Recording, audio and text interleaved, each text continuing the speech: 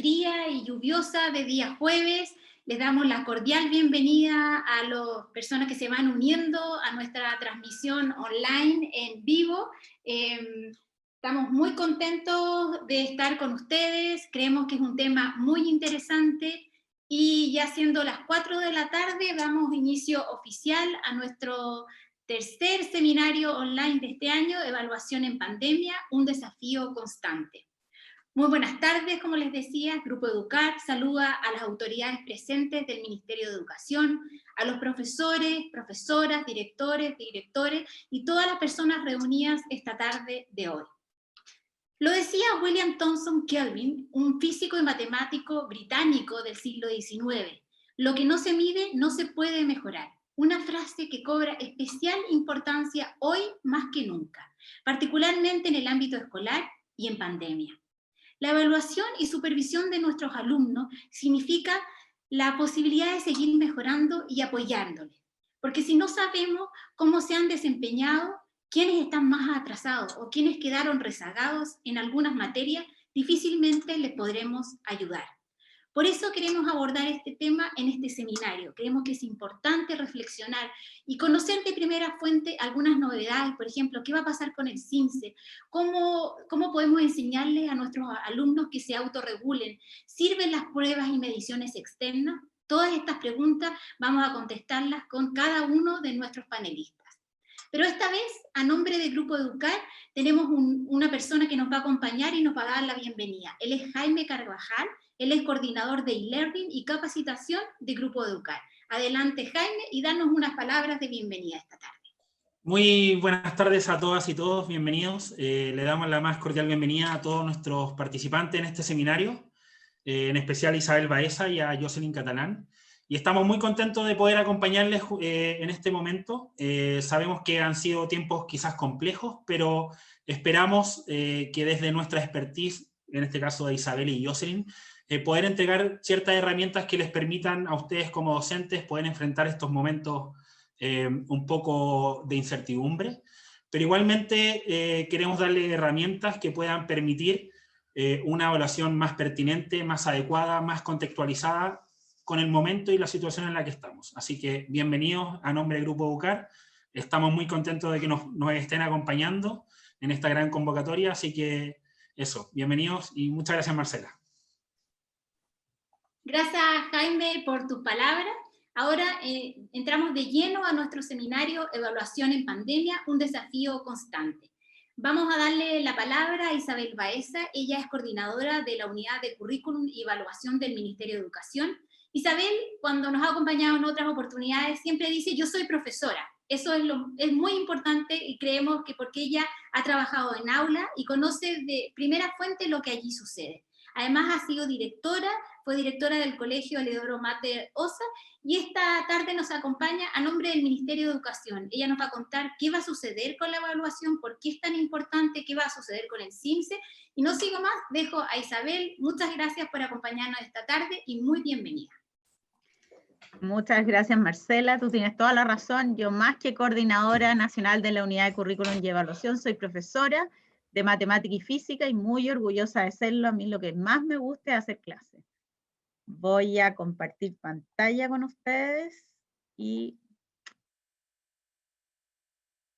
un minuto.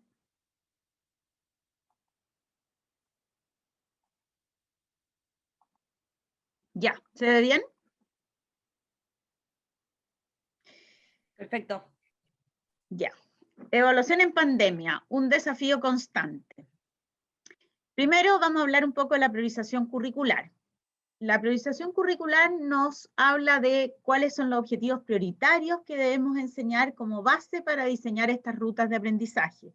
Aquí hay objetivos priorizados de nivel 1 y nivel 2, y sabemos que por la pandemia nosotros no podemos replicar lo que se hace en una clase presencial, en la casa o de manera híbrida. Por lo tanto, la priorización jugó un papel muy importante durante el 2020 y continuamos el 2021 con ella. Esto nos permitió hacer algunas flexibilizaciones. Primero, los establecimientos, este año, el año pasado no era así, pero este año la indicación es que realicen todas las asignaturas del plan de estudio que ellos tengan con los objetivos priorizados. Pero la flexibilidad está dada en la cantidad de horas que dedican a cada asignatura. Sabemos, como les decía al principio, que es imposible replicar una clase presencial de manera virtual o con algunos estudiantes en sus casas, otros en el establecimiento. Por lo tanto, aquí la indicación es cambiar las metodologías, integrar algunas asignaturas, utilizar la metodología de proyecto y trabajar en torno a esta flexibilidad que da en la cantidad de horas que se dedica a cada asignatura.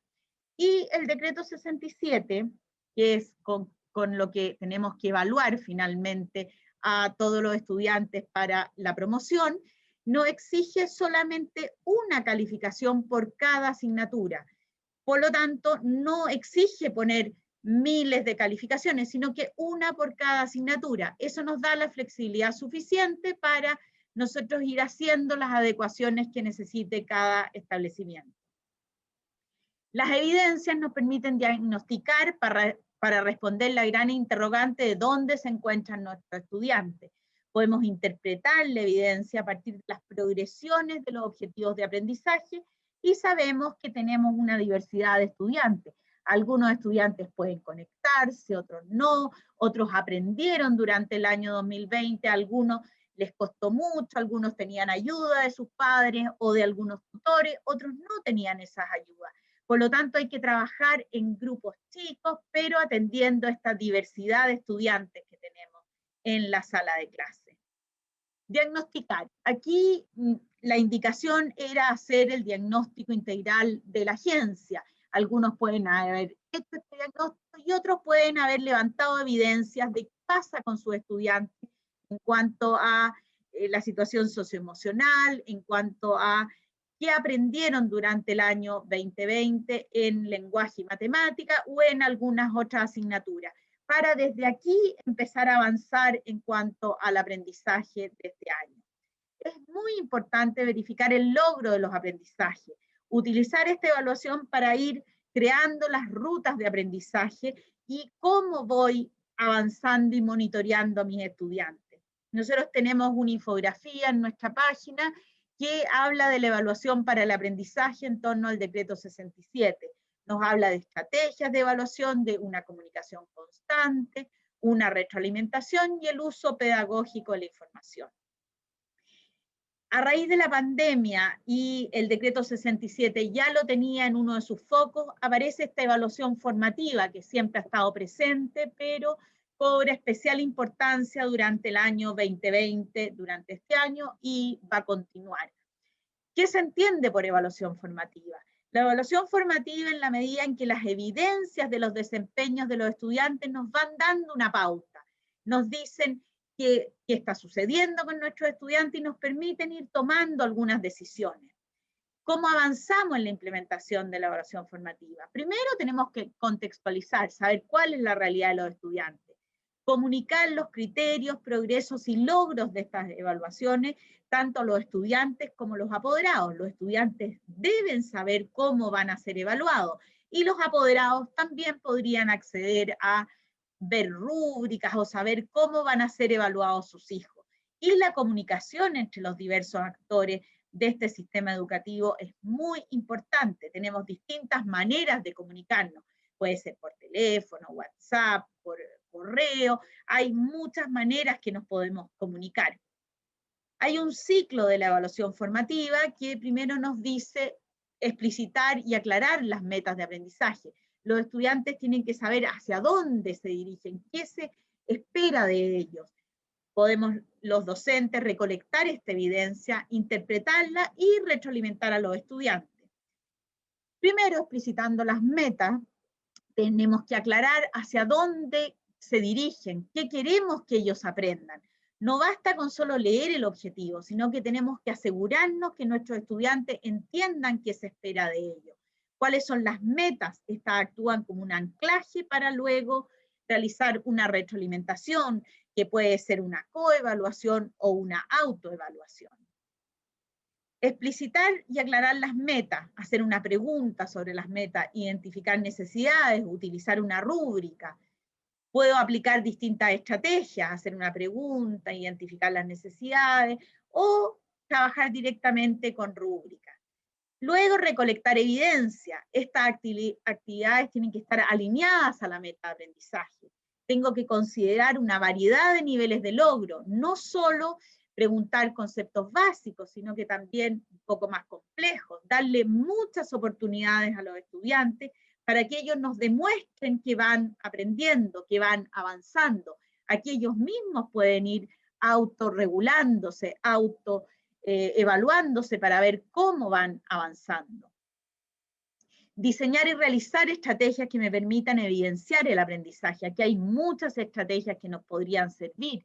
Por ejemplo, tickets de salidas, portafolios, organizadores gráficos, preguntas. Acá hay un ejemplo, un portafolio de un niño de tercero básico que la profesora de arte le pide hacer un portafolio, él muestra sus trabajos, la profesora le da una indicación, le pone una calificación, que podría ponerla o no ponerla, y le va explicando dónde se equivocó y cómo puede ir mejorando.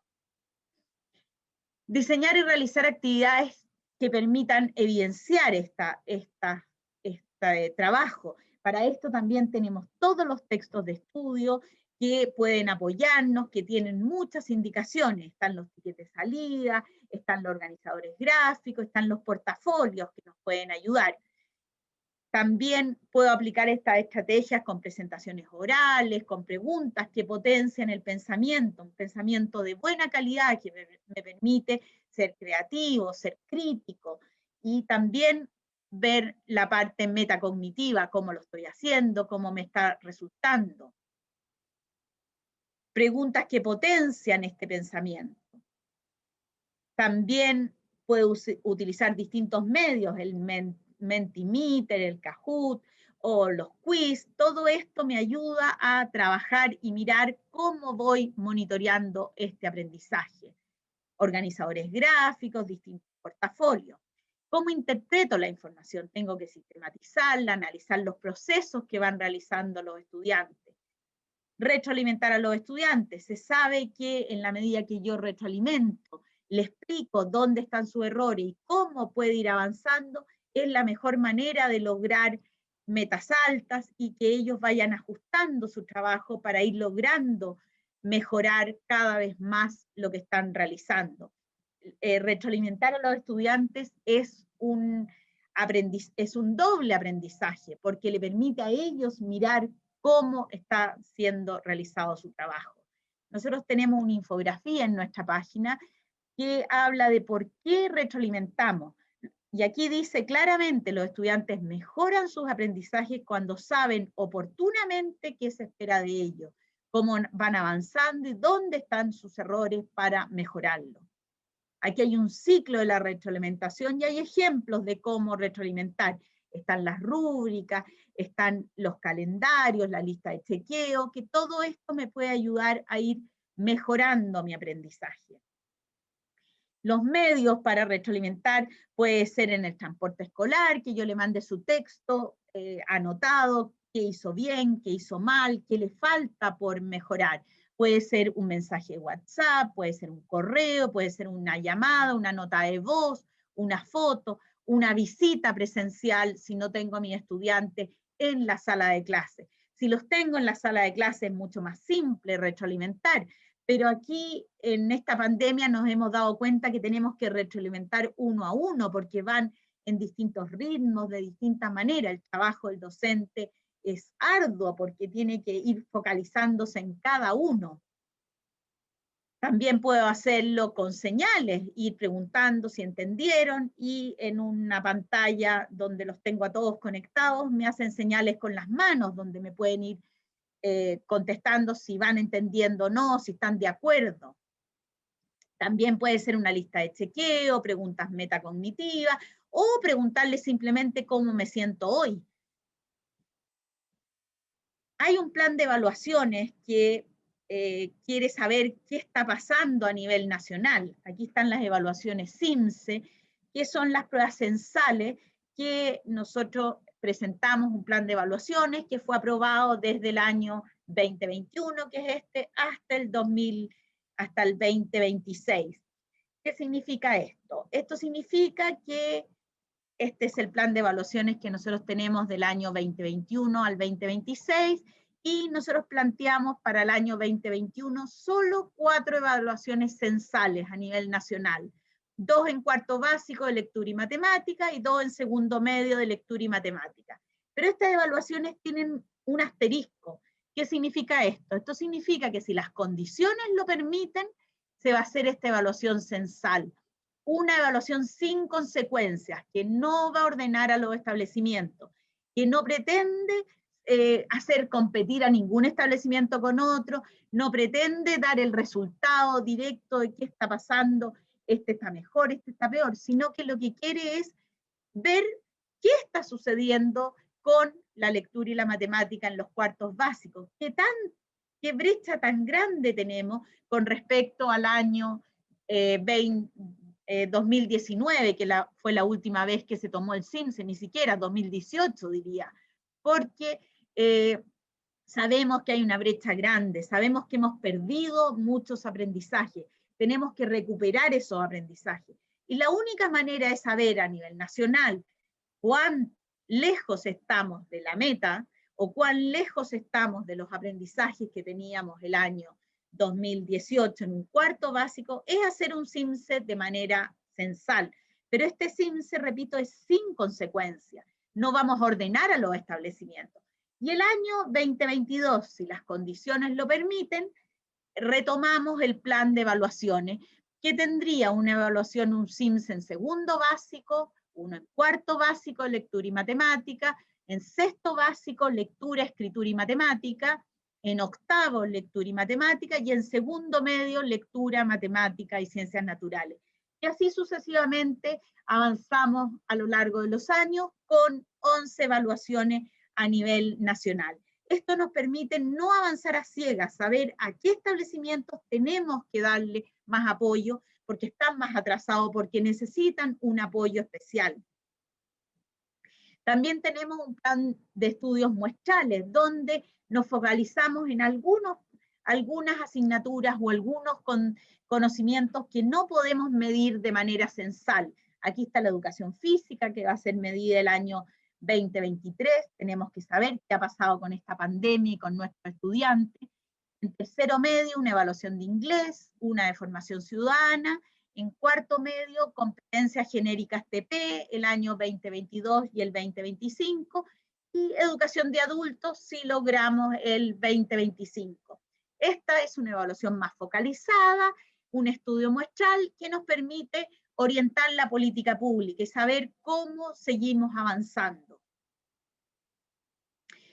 Y también un plan de estudios internacionales, donde vamos a evaluar el PIRLS en cuarto básico, una evaluación de lectura que está muy alineada con el CIMSE de cuarto básico, un TIMSS en cuarto y octavo básico de matemática y ciencia, el ISILS en octavo básico, que es de alfabetización computacional, y la prueba PISA en segundo medio, que realmente es primero o segundo, que los estudiantes tienen que tener 15 años, donde se evalúa lectura, matemáticas, ciencias y alfabetización financiera. Y ahí están los años que se va a tomar. Estos son estudios internacionales a los cuales Chile se adscribe. ¿Qué recursos tenemos en el Mineduc para el apoyo de esta evaluación? En Aprendo en Línea tenemos 3 botones, uno si eres estudiante, otro si eres docente y otro si eres apoderado. Hay orientaciones pedagógicas en cuanto a los planes de estudio. También tenemos proyectos interdisciplinarios, tenemos 72 proyectos interdisciplinarios con sus rúbricas, con los objetivos que abarcan y todo lo que pudiera necesitar un docente desde prekinder hasta cuarto medio. También hay un manual de metodología de aprendizaje basado en proyectos que le puede servir para trabajar a los docentes de tercero y cuarto medio, pero también puede servir para otros niveles. También tenemos un planificador interactivo de proyectos interdisciplinarios, donde el docente puede poner el problema, el producto que quiere lograr, los objetivos de aprendizaje, una pregunta guía y las distintas etapas que tiene que realizar.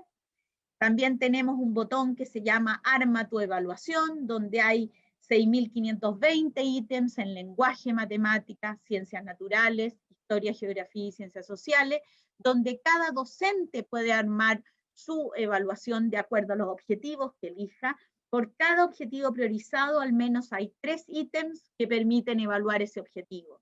Y aquí el docente arma su evaluación, la pasa a un Word y puede agregarle más preguntas, quitarle, puede armar una evaluación en la medida que necesite. Hay también estrategias de evaluación formativa, hay 10 estrategias que permiten recoger evidencias, retroalimentar, con plantillas que pueden utilizar los docentes para elaborar la retroalimentación. También para la prueba de transición tenemos preuniversitarios gratuitos que pueden inscribirse los docentes, y tenemos 2 cuadernillos, uno para trabajar en matemáticas y otro para trabajar la comprensión lectora, que están alineados a la priorización curricular y a la prueba de transición. Eso es la evaluación y lo que yo quería contarles. Ahí está. Muchas gracias, Isabel, por tu presentación. Hay muchas preguntas en el chat. Queremos decirle primero que nos compartan y que compartan la participación en este seminario usando @grupoeducar. También que vayan colocando las preguntas en el chat porque van a ser respondidas por nuestros panelistas luego de la presentación de nuestra segunda invitada. Y nada, prepárate, Isabel, porque hay muchas preguntas, especialmente lo del CIMSE es lo que le inquieta a muchos profesores, directores y a la comunidad educativa en general, sobre todo qué se refieren cuando están las condiciones sanitarias necesarias para poder hacerlo. Esa es como la principal pregunta para que te vayas preparando. Bueno, y ahora vamos a invitar a nuestra segunda relatora a este seminario. Ella es Jocelyn Catalán, ella es profesora de Educación General Básica de la UNCE. Ella además tiene un magíster en Educación, Mención Currículum y Comunidad Educativa de la Universidad de Chile. Jocelyn trabaja mucho en el aula, sabe mucho de evaluación, tiene mucho conocimiento y está dispuesta a compartirlo esta tarde con todos nosotros. Va a entregarnos orientaciones concretas que van a permitir a los distintos establecimientos ejecutarla en sus salas de clase o desde la casa, depende cómo en la fase del paso a paso que se encuentren.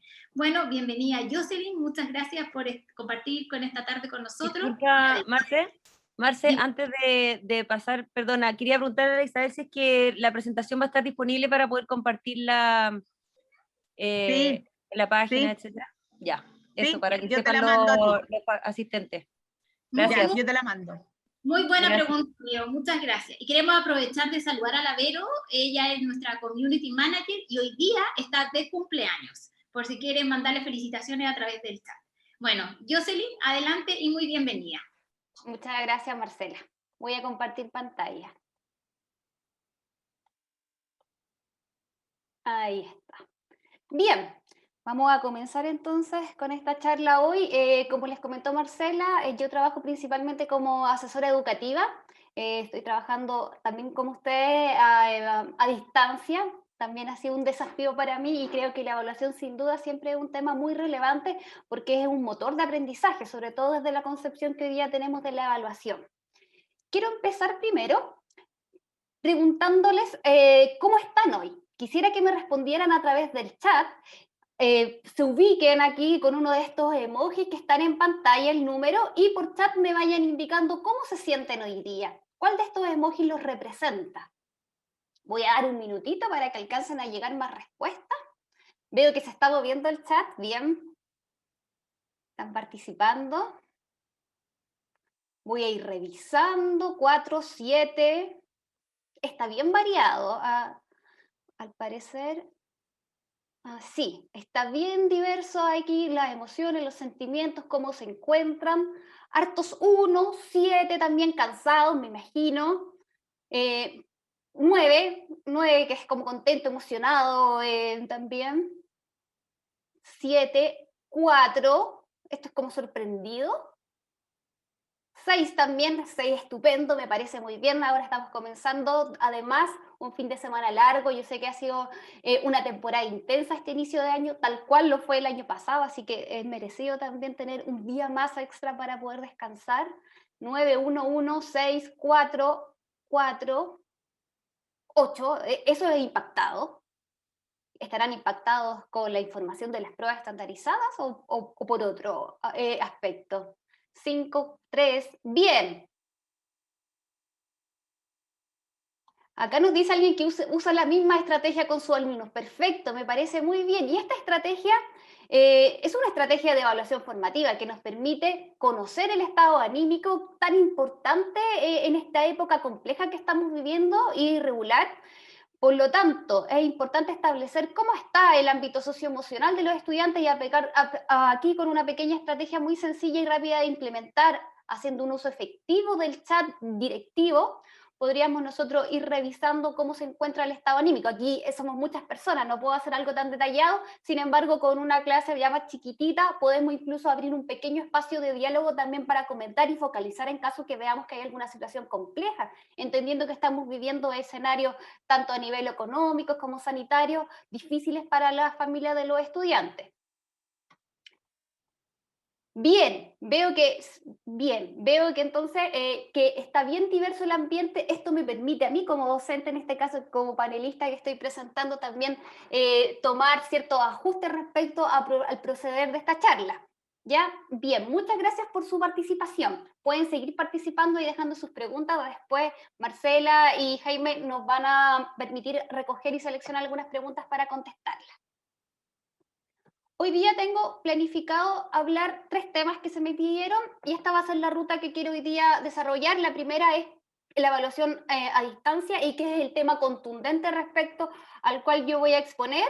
También voy a revisar un poquito cómo promover la autorregulación del estudiante. Es importante también darle mayor espacio de autonomía y cómo podemos incentivarlo. Y por otro lado, el SIMS en este contexto en pandemia, que es más bien mi reflexión respecto a este proceso que nos acaba de mencionar Isabel.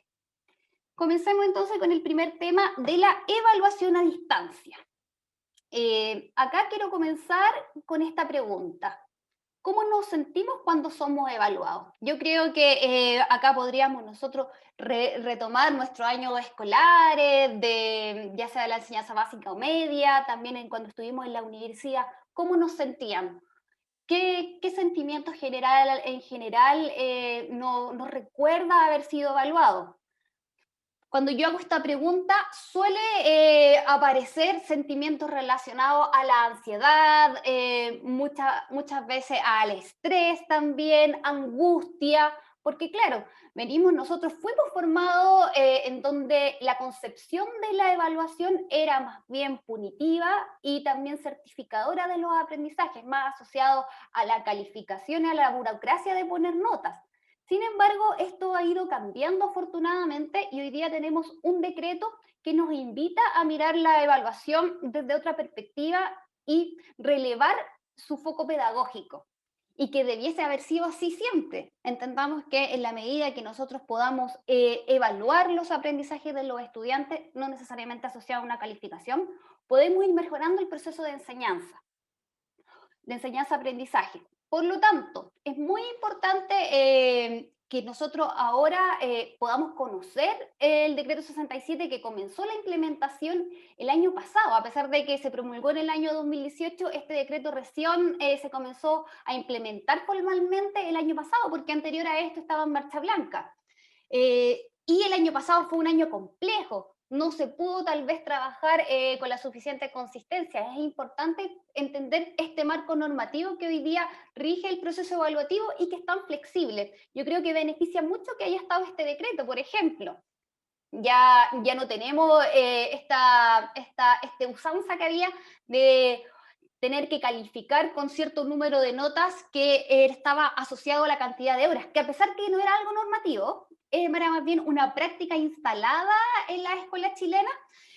Hoy tenemos la posibilidad de determinar la cantidad de notas más bien asociada a criterios pedagógicos, que es lo que debiese ser. Podemos terminar perfectamente el año escolar con una nota en una asignatura si eso refleja el desempeño y los aprendizajes de los estudiantes. Podemos tener ponderaciones de estos aprendizajes. Hoy día tenemos hartas posibilidades que este marco nos permite, y principalmente el más relevante es que le damos a la evaluación una connotativa pedagógica. Acá les traigo, como siempre, Mafalda, que nos inspira y nos trae muy buenas reflexiones, esta pequeña viñeta, y creo que es una situación que muchas veces nos ha pasado, que muchas veces los estudiantes no han podido presentar tal vez o explicitar que no han desarrollado el proceso de aprendizaje según lo esperado, según los objetivos que teníamos planteados. Bien porque el docente no hizo un proceso de evaluación durante todo el proceso, o bien porque el estudiante tampoco se autorreguló durante el proceso. Así que es importante hoy día tener en cuenta este elemento fundamental, que es el que está promoviendo también como uno de los énfasis y focos de la evaluación bajo el decreto 67, que es la evaluación formativa. ¿Ya? Isabel también nos comentó de la evaluación formativa. Esta práctica, esta práctica pedagógica que nos permite hacer una recogida de evidencia durante todo el proceso de enseñanza-aprendizaje, no solo al final, no solo para certificar, no solo para calificar, más bien para tener insumos suficientes que nos permitan tomar buenas decisiones respecto al proseguir del aprendizaje, de los siguientes pasos que vamos a dar. Entonces es importante que esté durante todo el transcurso del proceso de enseñanza-aprendizaje. Y yo ahí dejé con un corazón la retroalimentación, porque este elemento es fundamental para que esta evaluación formativa tenga sentido. En la medida que yo le entrego información al estudiante para que él pueda también ajustar su proceso de aprendizaje, conocerlo mejor y seguir avanzando en el logro de su objetivo, podemos nosotros entonces tener una evaluación además más dinámica y que el estudiante esté participando activamente de ella, se haga cargo, ¿ya?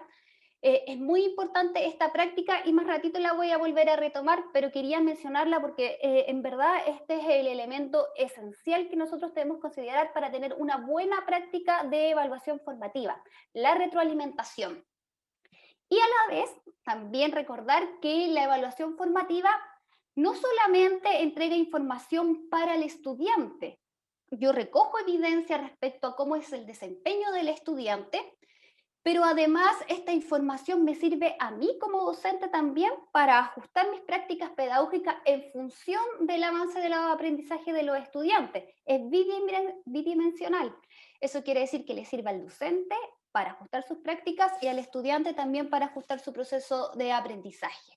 Es muy importante que nosotros también podamos, en la medida que interpretamos esta evidencia que hemos recogido, también hacer una autocrítica constructiva respecto a cómo mis prácticas están aportando al progreso de los aprendizajes de los estudiantes. Y desde ahí entonces también tomar ciertas decisiones que nos permitan ir avanzando, ir reduciendo la brecha. Recordemos que este ciclo de evaluación formativa nos permite saber dónde estamos para establecer cuál es la brecha que nos falta para llegar a la meta que es nuestro objetivo de aprendizaje, incluso sobrepasarla. También no hay que pensar siempre solo en los estudiantes que todavía no alcanzan a llegar a la meta. Sabemos que hay un grupo de estudiantes siempre también que son capaces de avanzar más allá de la meta. Y en esta pandemia todos nos hemos visto enfrentados a estas nuevas formas de evaluar, me incluyo porque yo también tuve que cambiar mi habitual trabajo, también tuve que aprender a usar nuevas tecnologías, a buscar dinámicas que nos sirvan para desarrollar procesos de aprendizaje significativos y efectivos en el contexto del trabajo a distancia, que claramente es complejo y que muchas veces no está la estructura, la arquitectura para trabajarlo, ya sea por la carencia de tecnologías, de conexión a Internet, o también por la carencia respecto al uso de herramientas, cómo desarrollar este proceso. Y dentro de este contexto tuvimos que seguir evaluando, no necesariamente, como he dicho, relacionado a una calificación. El año pasado, en una primera instancia, el Ministerio dio orientaciones respecto a que no era necesario calificar. Finalmente sí se se abrió la posibilidad de incluir calificaciones, sin embargo, el proceso principal fue formativo, es decir, tener evidencia respecto a cómo el estudiante está desarrollando su proceso de aprendizaje para que nosotros tomemos buenas decisiones y podamos contribuir a su avance. En este sentido, han surgido distintas estrategias algunas muy innovadoras, algunas con uso de tecnología, otras no. La innovación no necesariamente va de la mano con el uso de la tecnología, tiene que ver más bien con dar alternativas y soluciones a las dificultades que se presentan. Y yo hoy día les quiero presentar algunas que son muy sencillas, que tienen la posibilidad de adaptarse a distintos contextos, se pueden usar también de manera presencial en el caso de las escuelas que ya estén haciendo clases también en sus aulas, obviamente con todos los protocolos sanitarios porque están en la fase que les corresponde. Vamos a comenzar con este ticket de entrada. Yo sé que los tickets de salida están usándose mucho, se han popularizado y me parece muy bien porque son muy buen instrumento, y también tenemos los tickets de entrada que no lo he visto que se están usando tanto y por eso también quería presentarlos. Tienen la misma lógica que los tickets de salida.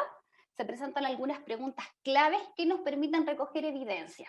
En este caso, esto se hace al inicio de la clase. Recordemos que la evaluación formativa nos insta a que evaluemos no solo al final, sino también al inicio, durante el proceso y también claramente al final. En cada momento estemos constantemente recogiendo esta evidencia. En los tickets de entrada entonces están abocados a la información que nos permita nosotros hacer el primer ajuste. Lo primero, y que es muy relevante, es cerciorarnos de que los estudiantes saben cuál es el sentido, cuál es el objetivo, cuál es la meta de aprendizaje que tenemos instaurada hoy. Yo sé que en general se está trabajando mucho hoy en día con los objetivos se presentan, pero no basta solo con presentarlos, con ponerlos en la diapositiva o escribirlos en la pizarra. Hay que ir un paso más allá y nosotros también tenemos que asegurarnos de que el estudiante realmente comprenda este objetivo, ¿ya? Una buena estrategia es, por ejemplo, el ticket de entrada con la pregunta ¿qué aprenderemos hoy? Así el estudiante tiene que interpretar, sintetizar este objetivo y escribirlo en su ticket. En caso que lo estemos haciendo en esta modalidad, por ejemplo, a distancia, con clases sincrónicas online, podemos hacerlo a través del chat. La idea es que sea de manera simultánea, es decir, que nosotros les indiquemos cuando todos juntos suben sus respuestas, para que no haya influencia de los estudiantes en la respuesta de los otros, ¿ya? Acá hay 3 preguntas. Puede ser un ticket como este con 3 preguntas, con 2, con una. La verdad que esto va a variar, va a depender de los tiempos de cuáles dispongamos y también cuál es el foco. Pero es importante hacer una primera recogida respecto ya sea a asegurarnos que el estudiante comprenda lo que se va a trabajar, o como el que hicimos cuando nosotros comenzamos, también a recoger cómo está el ámbito socioemocional de nuestros estudiantes, sabiendo que eso influye significativamente en el desarrollo de las clases. Tenemos acá una segunda estrategia. Bueno, acá hay varias, porque en verdad todas tienen el mismo sentido, por eso las agrupé. Son estrategias de agrupación simultánea que nos permiten ir monitoreando el aprendizaje de los estudiantes. Podemos desarrollarlos ya sea a través de preguntas de alternativas y, por ejemplo, podemos utilizar las tarjetas ABCD. Los estudiantes las pueden confeccionar en sus casas, con cartulina, pintarlas, o incluso a través del chat con los estudiantes más grandes también, o directamente en un cuaderno que la escriban. Hacemos una pregunta, ponemos alternativas, que la escriban en sus cuadernos o en POSIT, por ejemplo acá, y lo mostramos a la pantalla y ahí todos ven la respuesta. Y también a través de los dedos, incluso con los niños más pequeñitos también podemos hacerlo. Y los otros dos, el semáforo y los deditos, podemos usar incluso el dedito intermedio también, puede ser para solicitar ayuda, para indicar que el estudiante no está avanzando en lo suficiente, que tiene alguna dificultad, está atorado ahí con algún aprendizaje, con alguna actividad. Entonces ellos mismos pueden ir regulando, autorregulando la solicitud de apoyo del docente de guía con estas tarjetitas o con las mismas manos, con estas señales que nos permitan a nosotros advertir y poder aportar al estudiante en la progresión de su proceso, ya sea con orientaciones, con un apoyo específico más personalizado. que es muy importante también y que muchas veces es más dificultoso en este contexto. Ya, esto además es una evidencia muy rápida de conseguir. Yo hago una pregunta con alternativa, los estudiantes levantan sus tarjetitas ABCD con la alternativa, rápidamente identifico cuáles estudiantes, por ejemplo, no están contestando de manera correcta, les pregunto que también ellos presenten, argumenten su respuesta para poder ir comprendiendo cuál es el proceso de pensamiento que está desarrollando y desde ahí poder buscar las mejores alternativas de apoyo para este estudiante, ¿ya? Así que son prácticas muy rápidas, muy sencillas y no se requieren mayores elementos que lo que tenemos siempre los estudiantes a su alcance. Y también hoy en día, yo sé que los docentes hoy en día han desarrollado muchas habilidades en el uso de tecnología, de cierto modo a la fuerza, obligado, pero también yo, por lo menos en los cursos que he estado haciendo, visualizo que los profesores están muy contentos con este desarrollo de habilidades en el uso de las tecnologías, porque entienden que son herramientas prácticas que se pueden quedar más allá de que la emergencia sanitaria termine y volvamos todos al aula. Acá hay varias aplicaciones, Isabel también presentó otras, Mentimeter, Picklers, Google Forms, que nos permiten entonces también desarrollar preguntas, incluso preguntas de desarrollo también, nos permiten recoger la evidencia inmediatamente, se la podemos compartir en pantalla a los estudiantes y desde ahí tomar decisiones y retroalimentar también, ¿ya? Son prácticas también muy útiles estas herramientas de uso simultáneo e inmediato. Y esta vendría siendo una práctica para usar ya al término de la sesión. Y es muy sencilla, de hecho su nombre es autoexplicativo, dice resumen en una oración. Pedirlo a los estudiantes que sintetizan lo que se aprendió hoy en clase a través de una oración. Algo muy breve, muy sencillo, pero que me permite a mí entonces entender si el estudiante está logrando comprender, aplicar, depende del objetivo que estemos trabajando, lo que estamos nosotros desarrollando en la sesión, ¿ya? Esta la podemos hacer fácilmente a través del chat también, y como es de rápida lectura, podemos inmediatamente ir leyendo y poder retroalimentar, conversar, generar un espacio también para construir una síntesis global entre todos los estudiantes. Y por último, el ABP, que no es una herramienta específica, más bien es una metodología muy completa que hoy día muchos colegios la están implementando en su aula, lo cual me parece estupendo porque es una metodología que permite integrar disciplinas, entendiendo que en la vida real así se da. Nosotros en cualquier ámbito laboral que tengamos nos desarrollamos mezclando, integrando las distintas áreas de conocimiento. Por lo tanto, es bueno que los estudiantes también lo vivencian así en la aula. El ABP, para quienes no lo conocen, es el aprendizaje basado en proyectos. Se les presenta a los estudiantes una pregunta, una problemática, ojalá relacionada a su contexto cercano, en donde ellos tienen que levantar una solución, ya sea a través de un producto, algo concreto, pero también puede ser algo como un servicio, ya algo no material. Esto se trabaja principalmente de manera colaborativa. Hay algunas adaptaciones también de esta metodología que pueden trabajarlo de manera flexible con otros enfoques, pero la forma tradicional es trabajarla así de manera colaborativa, en donde los estudiantes, a través del desarrollo de objetivos de distintas asignaturas, van a poder lograr levantar la solución. Es un proceso además que promueve la autonomía, porque los estudiantes investigan, experimentan, trabajan colaborativamente. Hay varias habilidades más allá de las cognitivas que también se desarrollan, actitudinales, y tiene una gran riqueza. Hoy muchos colegios están comenzando a incursionar con la implementación del ABP y en general les ha ido muy bien, han tenido muy buenos resultados y va muy de la mano con esta mirada de la evaluación de procesos, de la evaluación formativa, que nos invita a desarrollar el decreto 67. Así que por eso también la quería compartir, a pesar de que no es una herramienta tan concreta como las otras, así que los invito a quienes todavía no conocen esta metodología a que se adentren a ella. Hay harto material hoy día en línea, y de hecho Isabel también nos comentaba de la página de Aprendo en Línea. Yo he revisado algunos materiales que hay ahí y están muy buenos, así que podemos trabajar incluso con alguno de ellos. Tal vez se requiere algún ajuste. Sin embargo, la base ya está armada y están muy bien creados, tienen rúbrica, están muy completos, así que los invito también a que revisen ahí el Aprendo en Línea, los proyectos interdisciplinares que están propuestos.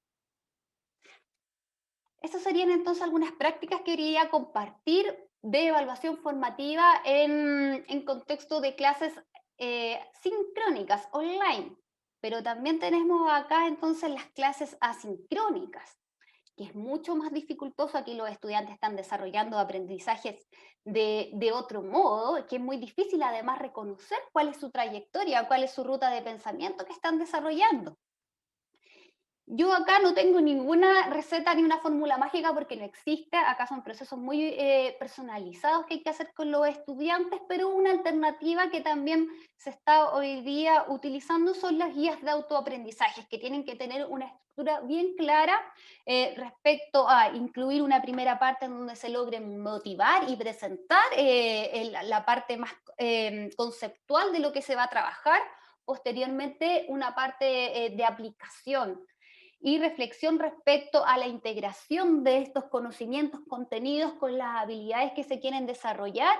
Y por último, también incluir una sección de autoevaluación. Acá el foco que yo quiero intencionar es que estas guías de autoaprendizaje en esta parte de desarrollo que les mencionaba estén abocadas al desarrollo de habilidades de aplicación y reflexión, es decir, que el estudiante realmente pueda a través del trabajo, de la ejercitación o la reflexión integrar los aprendizajes completos de lo que estábamos desarrollando en el objetivo de aprendizaje, ¿ya?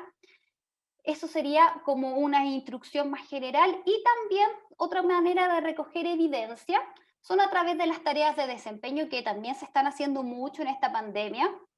Es importante que sigamos incentivando el trabajo de tareas de desempeño, porque acá el estudiante tiene mayores posibilidades de demostrar realmente lo que está aprendiendo y de integrar habilidades cognitivas superiores, ya sea creación, análisis, aplicación.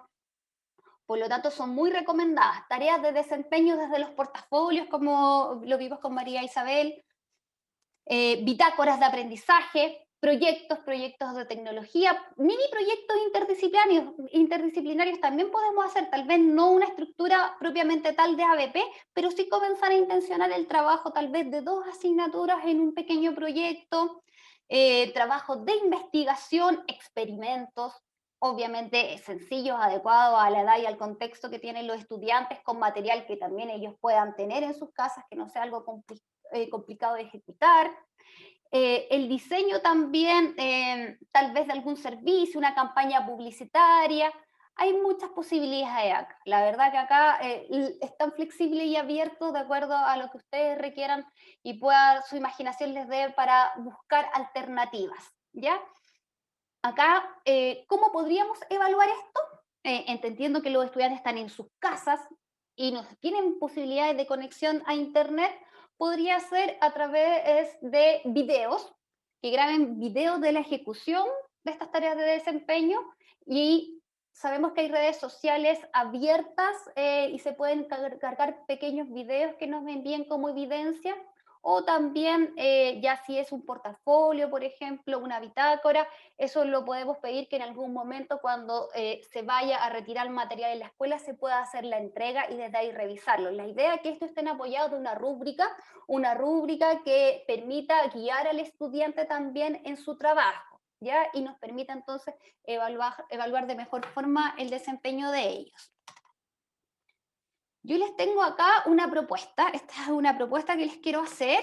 Me gustaría pedirles que compartamos, que usemos también esta instancia de este seminario para compartir y construir colaborativamente un muro en donde se presenten estrategias y experiencias exitosas o efectivas de evaluación formativa que han implementado en este contexto de pandemia, ya sea el año pasado o este año, y que ustedes sientan que pueden aportar al compartirlas, que otra persona las puede tomar, otro docente de otra localidad, de otro contexto diferente, la puede tomar, la puede adaptar y también la puede utilizar. Les voy a pedir que esto lo hagamos en Padlet, les voy a dejar en el chat.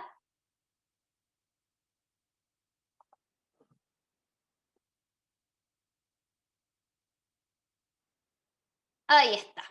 Si ustedes abren ese link que les acabo de dejar en el chat, van a encontrar un muro de Padlet. Quienes no conocen Padlet, Padlet es una herramienta de colaboración y es muy fácil de usar. En este caso el muro está armado. Abajo, en la esquina inferior derecha, hay un círculo con un signo más. Lo tienen que apretar y se les va a abrir ahí un cuadradito de publicación. La idea es que pongan su nombre o bien el colegio al cual pertenecen y compartan ahí, describan esta estrategia de evaluación formativa que para ustedes haya resultado efectiva y les haya permitido entonces identificar el aprendizaje de sus estudiantes y obviamente progresar en que ese es el sentido de la evaluación formativa. ¿Ya? Esto les voy a pedir que ahora lo pueden ir haciendo y al final lo vamos a revisar, ¿ya? Y además va a quedar abierta, así que ahí ustedes pueden ir leyendo todos los aportes que se van a estar haciendo. Pueden dejarlo para el final, si no quieren ahí cambiar de pestaña, también lo pueden dejar para el final y al final ahí aportan con su experiencia. Voy a continuar. Y bueno, esto hemos hablado de las evaluaciones formativas, pero también me imagino que se presenta acá la pregunta respecto a qué hacer con las calificaciones. Las calificaciones también son importantes, es un complemento de las evaluaciones formativas en el sentido que nos permitan certificar a través de esta representación del logro de los aprendizajes, ya sea de una nota o de una letra o de un concepto, que tanto están aprendiendo nuestros estudiantes y nos permiten comunicar esta información al resto. Ya acá las calificaciones nosotros tenemos que visualizarlas considerando algunos aspectos que considero importantes. Aquí les quise compartir este meme para el primer criterio que es muy relevante, es que lo que hay que calificar tiene que ser necesariamente lo que el estudiante sí tuvo oportunidad de aprender, ya en este sentido. Hacer una calificación alineada con lo que se trabajó, con lo que el estudiante realmente pudo aprender, es fundamental. Porque recordemos que la calificación no busca, al igual que la evaluación, no busca castigar al estudiante que no ha logrado su aprendizaje. Al contrario, busca reunir evidencia concreta que nos permita cerciorar cuánto ha avanzado y desde ahí nosotros poder apoyar este aprendizaje, ¿ya? Por lo tanto, no podemos evaluar algo que el estudiante no tuvo oportunidad de aprender. Y esto a la vez tiene que estar alineado directamente con el objetivo de aprendizaje. Es muy importante hacer este análisis del objetivo, entender cuál es la profundidad y qué nos está proponiendo trabajar. Desde ahí entonces podríamos nosotros lograr armar esta alineación constructiva del aprendizaje para enfocarnos en el trabajo que va a hacer el estudiante y desde ahí nosotros poder levantar esta evaluación, ¿ya? Otro criterio importante es la cantidad de calificaciones. Como dije anteriormente, el decreto 67 hoy día nos permite que nosotros como docentes con nuestros criterios profesionales y pedagógicos tomemos la decisión. Esta es una decisión que sí tiene que ser tomada de antemano, ¿ya? No es que en algún momento diga, no, ya, y ahora voy a poner otra nota más, tengo 2 notas, voy a poner una tercera mejor. No, esto tiene que ser decidido previamente, ¿ya?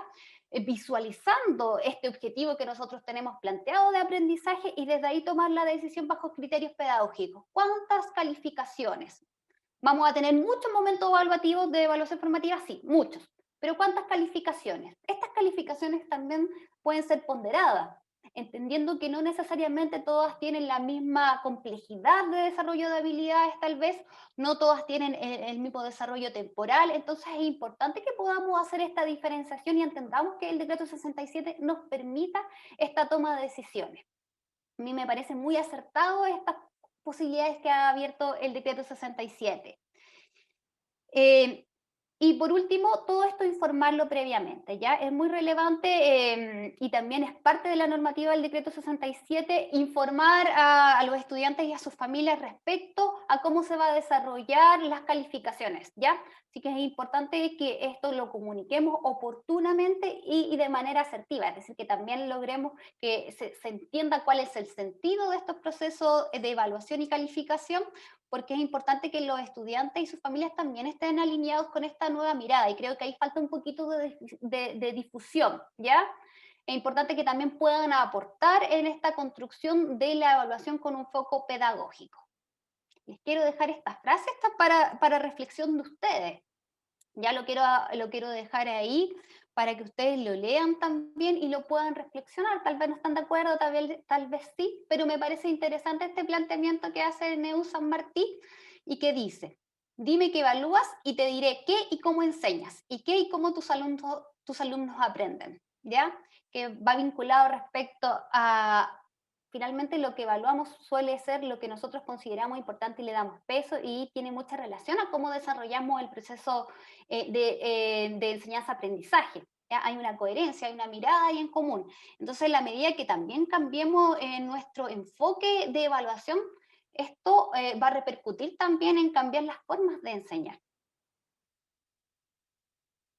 Y ahora voy a pasar al segundo tema, que es la autorregulación del estudiante. Hay algunos elementos que tenemos que tener presentes respecto a cómo desarrollar el proceso de enseñanza-aprendizaje completo, incluyendo el evaluativo, y que tienen que estar presentes, ¿ya? Primero, tiene que estar la motivación, el protagonismo y la acción del estudiante. En la medida que nosotros logremos implicar al estudiante de manera activa en el desarrollo, vamos a poder desarrollar un mejor proceso también evaluativo.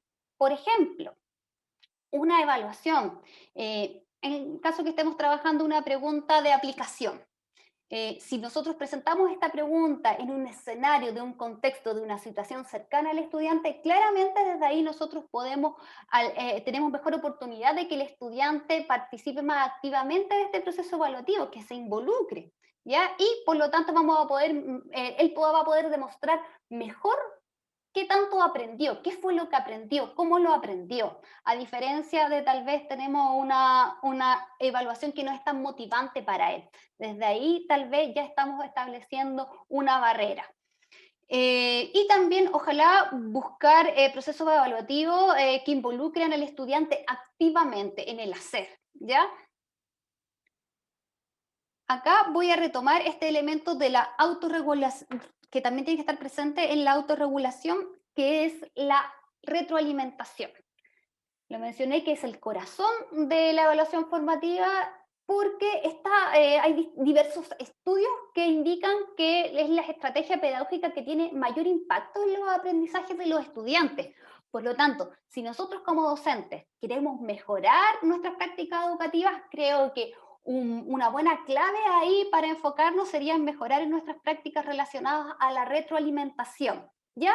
La retroalimentación consiste principalmente en devolver, hacer un feedback al estudiante con información que le permita ir avanzando, establecer cuáles fueron sus logros, qué logró el estudiante respecto al objetivo y los criterios que teníamos de evaluación.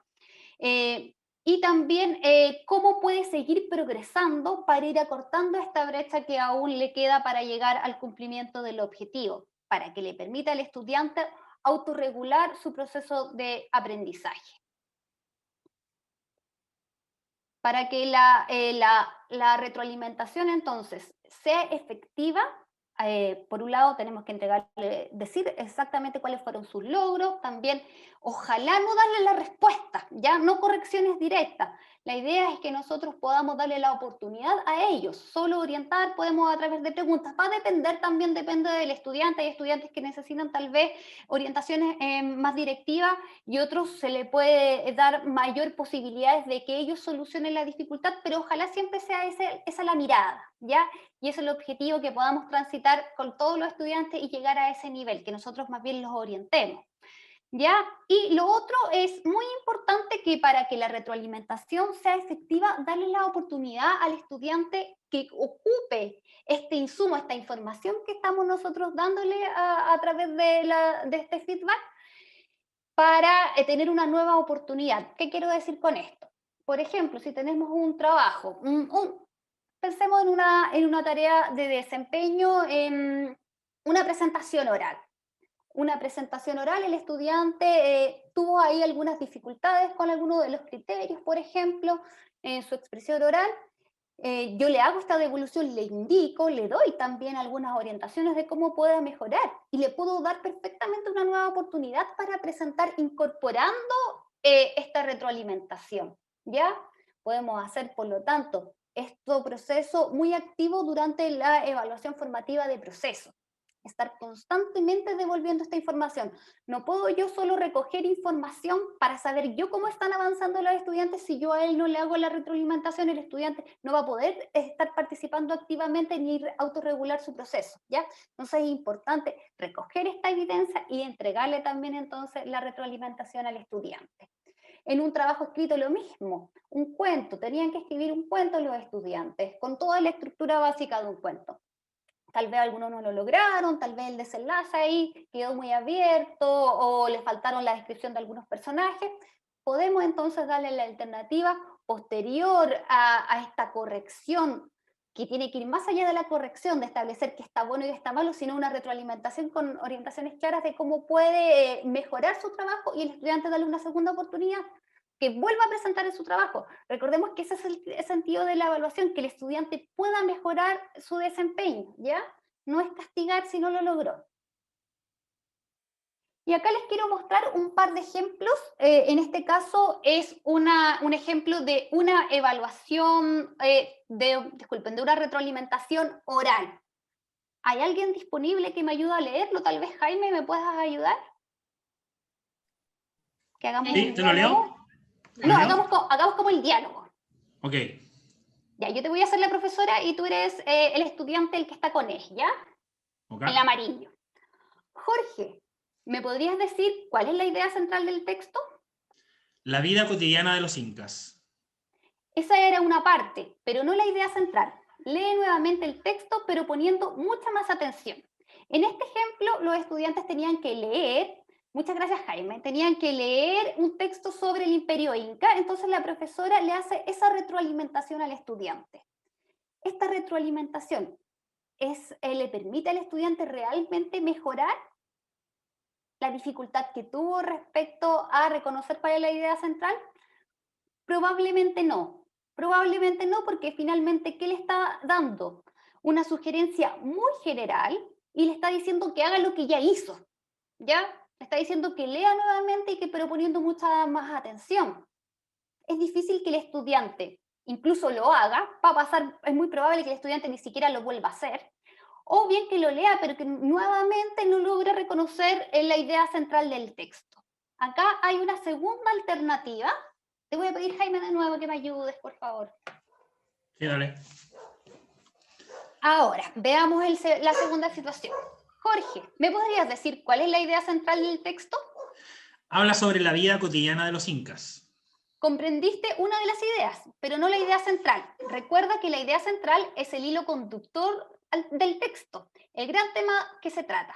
Fíjate en los elementos que te van a ayudar a determinar cuál es el sentido general. Por ejemplo, ¿cuál es el título? Organización social del Imperio Inca. ¿Qué dice el texto respecto a la organización social? Que habían 4 grandes niveles. Perfecto. Entonces, ahora vuelve a leer el texto teniendo esa idea como eje para que puedas identificar cuál es el hilo conductor del texto. ¿De qué nos habla? Muchas gracias, Jaime.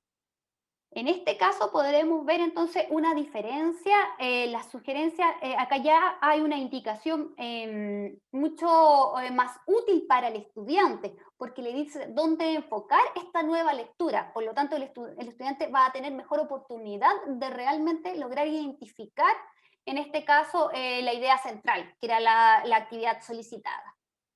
Es muy importante cuando nosotros trabajemos la evaluación la retroalimentación oral, podernos enfocarnos a lo que el estudiante tiene que hacer, ¿ya? Entregarle entonces más focalizada, en este caso, la retroalimentación.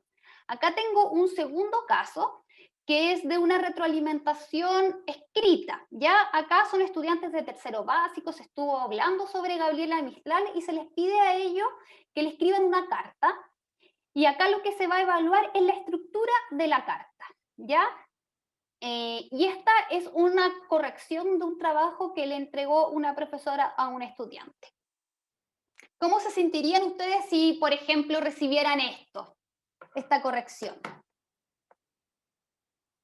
Probablemente se van a sentir tal vez un poco mal, en el sentido de que hay mucha corrección, hay mucha información, también se pueden sentir desorientados respecto a cómo proceder, cómo mejorar el trabajo, desmotivados. Tal vez vean tantas correcciones que digan, ah, en verdad aquí no hice nada bien, la arrugo, la boto a la basura, no voy a intentar hacerlo de nuevo. Y perdidos, ¿por dónde empiezo? ¿Por dónde comienza esta mejora con toda la información que se me está dando acá? Tenemos una segunda alternativa.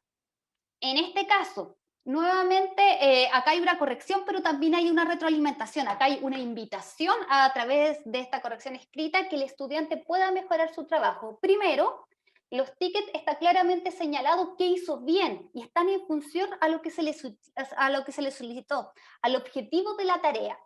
En este caso, que era la estructura de la carta. Entonces ahí vemos que el lugar, la fecha está correcto, el destinatario y el mensaje. Y abajo en asterisco y con preguntas, para incentivar que el estudiante complete este trabajo, se le dice cómo se despide y quién escribe.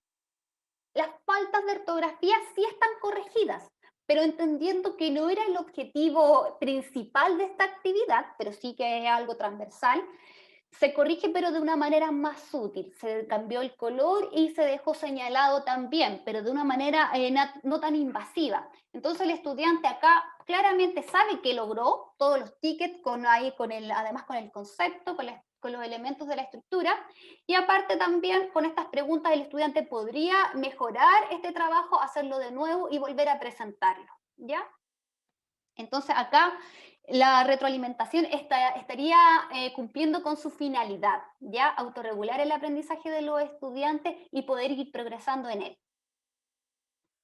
Otro elemento que también nos sirve para promover la autorregulación del estudiante es trabajar la evaluación diversificada. No, la evaluación diversificada tiene varias visiones, tiene varios elementos que la constituyen. Yo acá voy a solamente a tomar desde la perspectiva de variar los agentes evaluadores, ¿ya?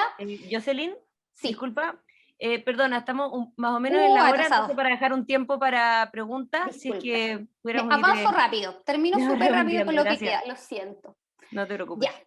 Entonces acá la idea sería promover, por un lado, que se incluya también la evaluación entre pares, es decir, que no sea solamente el docente quien evalúe, también darle la oportunidad para que ellos se evalúen. Y yo sé que hay muchas aprensiones respecto a esto, porque muchas veces se piensa que el estudiante no va a hacer una coevaluación justa, ¿ya? Sin embargo, esto hay que, como cualquier tipo de aprendizaje, ponerlo en práctica. Aquí la recomendación sería comenzar con algunas estrategias estructuradas para que el estudiante entienda el mecanismo y el sentido. Ahí es muy importante nosotros hacer hincapié en el sentido que siempre la evaluación lo que nos permite es mejorar el aprendizaje. En este caso, el de los compañeros, ¿ya?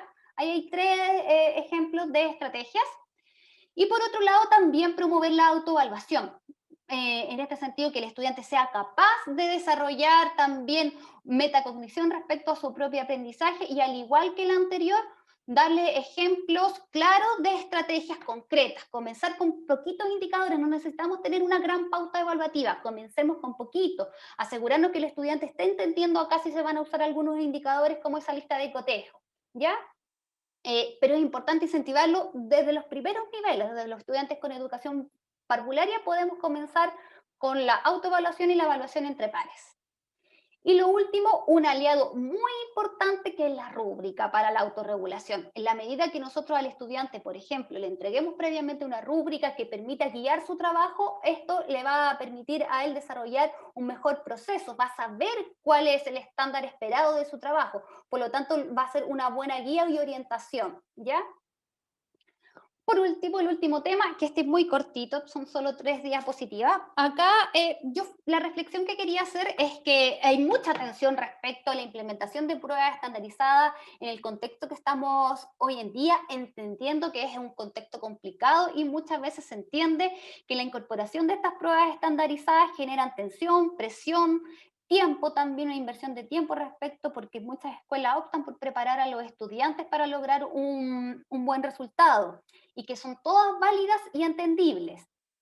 Yo creo que acá hay 2 cuestionamientos importantes. Uno respecto a por qué es importante evaluar, y claramente tener una visión macro respecto a lo que está pasando nos podría entregar información relevante. Yo siento que, por ejemplo, si vemos que esta brecha que está abierta se ha expandido aún más, tal vez desde el ministerio también se pudiesen tomar decisiones respecto al currículum. Este currículum priorizado se va a continuar, va a haber un currículum de transición que permita manejar mejor, entendiendo que el currículum que tenemos hoy día, por lo menos en educación básica, es muy extenso, muy extenso. Es imposible abordarlo, por ejemplo, pensando, aunque volvamos el otro año, sabemos que hay muchos aprendizajes que quedaron rezagados, por lo tanto, habrían tal vez decisiones que se podrían desprender también de esta mirada macro que nos entrega el CIMSE. Sin embargo, creo que es muy importante también entender que gran parte de las aprensiones que existe entre los docentes es respecto a las decisiones que se toman con los resultados. Ahí, bueno, Isabel ya dijo que no va a estar asociado a esta clasificación que se hace, al ordenamiento, y creo que es muy relevante que sea así, porque las condiciones han sido muy desiguales respecto a cómo se ha desarrollado el proceso de aprendizaje. Por lo tanto, contemplar que yo creo que la dificultad está eso, en qué se va a hacer con estos resultados, y desde ahí tal vez se pueda abrir un poquito más la posibilidad de tener una mejor aceptación a la toma de estas pruebas. Y eso, muchas gracias, disculpen que me extendí. Muchas gracias, Jocelyn, demasiado, muy interesante tu presentación. Solo decirles que queríamos preguntarte antes que nada si podemos publicar tu presentación en nuestro sitio, porque hay mucha información muy interesante. Y queremos invitar a Jaime, que bueno, ya está con su cámara encendida, no queremos perder ni un segundo más porque tenemos millones de preguntas. Voy a partir con la pregunta de Marlene Flores para Isabel. Este año se va a realizar la prueba de CIMSE. Tú dijiste, Isabel, que de acuerdo a las condiciones, si las condiciones sanitarias lo permitían. ¿En qué paso debería estar el establecimiento? Y si es así, ¿cómo se van a comparar unos establecimientos con otros? Y más o menos también en la misma línea que te interpelaba Jocelyn recién sobre de qué manera se van a poder subsanar las brechas con esta información. Cuéntanos un poquito qué es la pregunta que más se ha repetido. Ya, como yo dije en mi presentación, el CIMSE está pensado este año para 2 niveles, cuarto básico y segundo medio, en lectura y matemática, pero sin consecuencia, o sea, este CIMSE no influye en la ordenación de los establecimientos.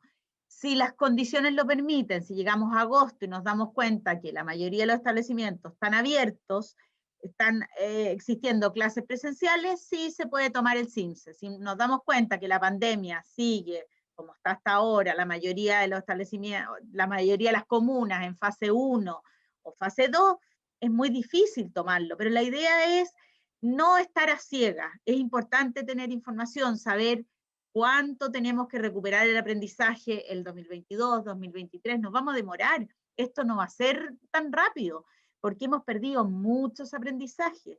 Sabemos que es muy dispar la situación de los distintos niños en los distintos establecimientos. Por lo tanto, no vamos a comparar ninguno con otro, sino vamos a tener información de qué está pasando y cómo podemos ayudar a los establecimientos. Esa es la idea, no es más que eso. Ok. Dale, Jaime. Jaime, estás en silencio. Ahí. Sí, ahora sí. Bueno, Renan Ojeda nos pregunta ¿Cómo se alinea el programa de evaluaciones propuestos con el proceso DIA que se había iniciado este año? Esto es para Isabel, entiendo. Ya. El diagnóstico DIA está alineado a la priorización curricular. Por lo tanto, se hizo el año pasado a final de año, se hizo este año a principio con los establecimientos, y ellos tienen la posibilidad de tomar uno a nivel intermedio, al medio del año y al final. Es una prueba totalmente distinta al CIMSE. Cubre los niveles desde segundo básico hasta tercero medio, y es una prueba como para que los establecimientos sepan qué pasa con sus estudiantes. Ya, también Pero tomada por la agencia de calidad, que es distinto. O sea, la agencia de calidad elabora esta prueba y la administra de acuerdo a la inscripción de los establecimientos. Ya, Esteban, también para ti, Isabel, Esteban Santander, sabiendo que la priorización curricular no responde a la brecha de aprendizajes que hoy se está generando en nuestros estudiantes, donde se ha producido una precarización de los aprendizajes, ¿cómo planea el Mineduc hacerse cargo de esta brecha? ¿Habrá un nuevo currículum que se haga cargo también de este nuevo escenario? Qué buena la pregunta. Primero, el CIMSE de cuarto y segundo medio se está pensando hacer completo, de manera que tengamos una referencia con el CIMSE anterior y sepamos qué tanto hemos perdido. Luego, empezamos a conversar y a ver qué pasa con la priorización curricular y los años que vienen. Pero como yo decía, esto va a ser lento, porque vamos a tener que recuperar muchos aprendizajes que hemos perdido. Llevamos prácticamente 1 año y medio sin clases presenciales. Los niños no han aprendido y es un déficit tremendo el que se está produciendo. Por lo tanto, si va a haber un nuevo currículum, no es tan fácil armar bases curriculares nuevas, se demora. Pero claro, tenemos que ver qué información tenemos y cómo actuamos. Tenemos que tener algún tipo de flexibilidad aquí. Isabel, también nos pregunta Erika Aguirre, ¿prueba de transición en ciencias naturales no hay por el momento entonces? Sí, sí, hay pruebas de transición. Está lenguaje, matemática, o sea, habilidades matemáticas, comprensión lectora, una prueba de ciencias y una prueba de historia. Continúan las 4 pruebas iguales, lo que pasa es que están ajustadas a la priorización curricular. No es que no exista prueba de ciencias. Tengo una para Jocelyn. Francisca pregunta, ¿de qué manera puedo ayudar a la autorregulación de los alumnos y a fomentar, por ejemplo, la honestidad y la responsabilidad cuando están contestando las pruebas desde la casa? Perfecto. Ahí, por un lado, nosotros como docentes tenemos que también estructurar instrumentos que no sean, por ejemplo, googleables, ¿ya? Instrumentos que ojalá que el estudiante pueda aplicar habilidades de orden superior, que sean de construcción, que permitan entonces que el estudiante tenga que desarrollar un buen proceso de habilidades cognitivas y que integre obviamente los contenidos. Y por otro lado también preguntas de reflexión, porque más allá de que pueda ser apoyado por sus padres, por ejemplo, a veces los papás están ayudando, pero va a estar reflexionando y va a estar aprendiendo igual. De repente ahí también hay que abrir estos escenarios que el aprendizaje se puede dar de otras formas, ¿ya? Y por otro lado, promover el sentido de la autoevaluación. Yo creo que ahí está la clave y esto hay que trabajarlo mucho con las familias, sobre todo ahora en el escenario que hemos estado y que hemos tenido dificultades desde el año pasado, difundir el decreto 67 y que promueve la evaluación con foco pedagógico. Es muy importante que esto se comience a hablar no solo en contexto de la comunidad cerrada, docentes, directivos, sino que esto también se abra al resto de los participantes de las escuelas. En la misma línea, yo quería complementar lo que había preguntado Marcela. ¿Qué porcentaje uno le puede dar a la autoevaluación y coevaluación a una temática que también hemos trabajado y desarrollado en algunos cursos que estamos desarrollando también contigo? Claro. La ponderación, ahí tenemos, algunos autores recomiendan que la autoevaluación y la evaluación entre pares no sean calificados con una nota, sino el sentido sea obviamente la mejora del aprendizaje, ¿ya? Entonces, por un lado, algunos autores recomiendan que no lleven nota, y en otro sentido también hay algunos autores que sí, pero una vez que el estudiante ya sepa manejarlas bien, comprenda cuál es el sentido de este proceso y está realizando un buen proceso de autoevaluación justo, equitativo, por ejemplo, cuando está evaluando a los compañeros. Y ahí hay algunos criterios. Para no alargarme, les recomiendo, hay algunos documentos del Ministerio que establecen son 3 criterios que establece: integralidad, temporalidad y gradualidad. respecto a cómo determinar la ponderación. Recordemos que el rol del docente es el de certificar el aprendizaje de los estudiantes, así que poner nota es una labor que nos corresponde a nosotros. ¿Podríamos darle un porcentaje? Claramente tendría que ser menor en ese sentido. Para ti también, Jocelyn, Melissa Urbina dice que ella trabaja en una escuela especial con cursos de retos múltiples y tener que utilizar el decreto 67 para evaluar a sus estudiantes es muy complejo. ¿Qué orientaciones concretas puedes darle a ella y otros docentes de escuelas de ese tipo? Disculpa, ¿cuál era el contexto de la escuela? Dice, escuela especial. Me imagino que son alumnos con necesidades educativas especiales. Sí, permanente. Miren, voy a ser muy responsable en ese sentido. Yo no tengo mucha experiencia, no es mi área de expertise la educación especial. Sin embargo, creo que el decreto 67 es muy flexible y permite tomar decisiones pedagógicas respecto a la realidad de la escuela. Yo creo que en este sentido le estaría abriendo una oportunidad, pero no podría darle recomendaciones concretas porque no es mi área. Ah, Isabel, ahí yo le puedo responder. Lo que pasa es que el decreto 67 sí da muchas posibilidades a todos los estudiantes. Lo que no permite es que un estudiante no dé alguna asignatura.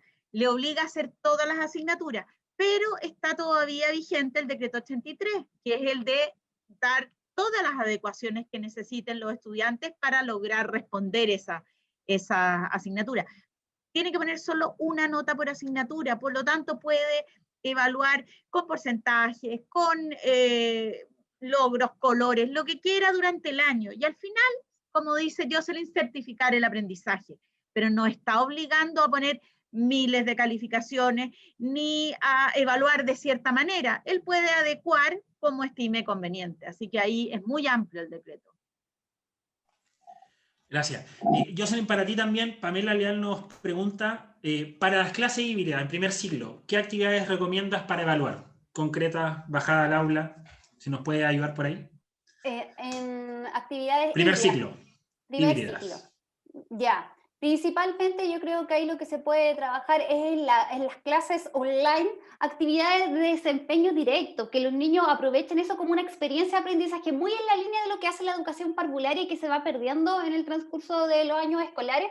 Que el niño en la clase online la aproveche para experimentar y ojalá sean instancias de retroalimentación. Podemos complementar entonces con evaluaciones que mandemos a casa y que se puedan grabar, como dije, mencioné tareas de desempeño, que les puedan grabar videos de los niños ejecutando. Cosas sencillas también, desde que el niño cree algo pequeñito, adecuado a su edad, relacionado al objetivo de aprendizaje directamente, pero invitemos a que el niño sea capaz de hacer algo para que sea más motivante también este proceso de enseñanza y se implique mejor. Disculpen que me robé un minutito, quiero agradecer a todas las personas que acabo de revisar el Padlet que compartieron su experiencia. Muchas gracias e invito al resto que también los lean. Jocelyn, María José Vergara te pregunta, ¿qué autores no recomiendan la nota a una auto y a coevaluación para poder leerlo, por favor, ya que en el establecimiento donde trabajo estamos evaluando ese método? Ya, no lo tengo, no, la verdad que les mentiría si recuerdo en este momento. Sí tengo información al respecto y la puedo buscar. Lo que podríamos dejarle acá, lo puedo escribir en ese Padlet abierto. En la tarde ahora tengo unos cursos, voy a seguir relatando, pero ya a la nochecita les puedo dejar ahí algunos autores en ese Padlet, así que guarden ese link y se los puedo dejar ahí. ¿Les parece? Perfecto. Ya. Y la última hasta el momento para Isabel, en este caso de Marianela Salgado, dice, tenemos familias que solo quieren trabajar de manera sincrónica y no unirse a las clases virtuales. ¿Qué opinión o sugerencia nos puedes dar, Isabel? ¿Es posible participar solo de manera sincrónica?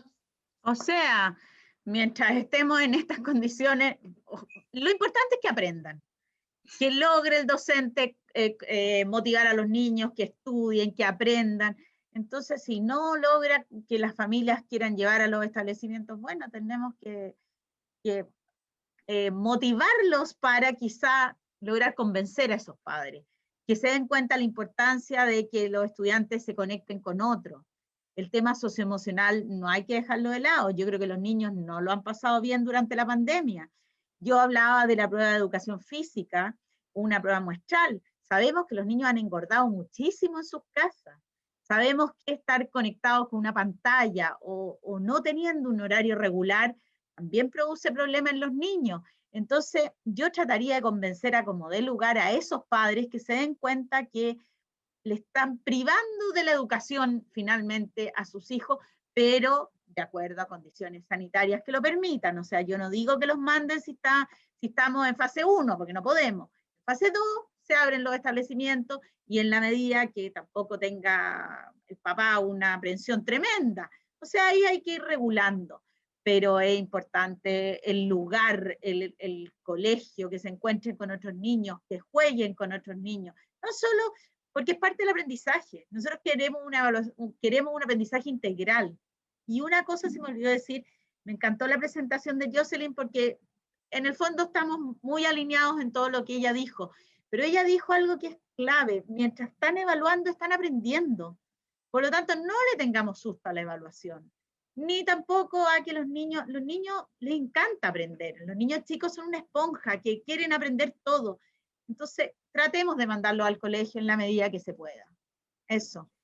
Y con esas palabras de Isabel y agradeciéndole a ambas, a estas excelentes relatoras que tuvimos, que lo importante es que los niños aprendan y que a los niños son una esponja y les gusta aprender y que no le temamos a las evaluaciones.